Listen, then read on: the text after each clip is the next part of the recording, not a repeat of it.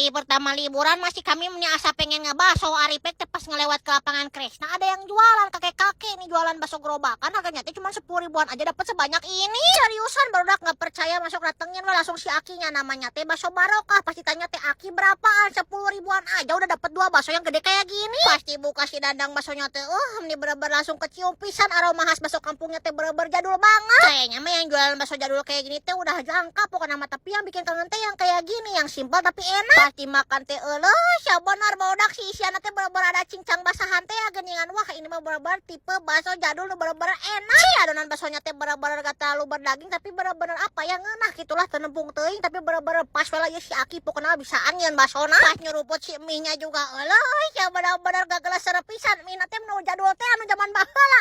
Geus pokoknya mah ieu mah bener-bener ngeunah teh lah. Pang nama udah mau 2025 gitu masih ada aja yang jualan bakso kampung aja 10 ribu tapi enak kayak gini. Jejer lia sinya tawadek ha. Ieu teh mendingan pisan.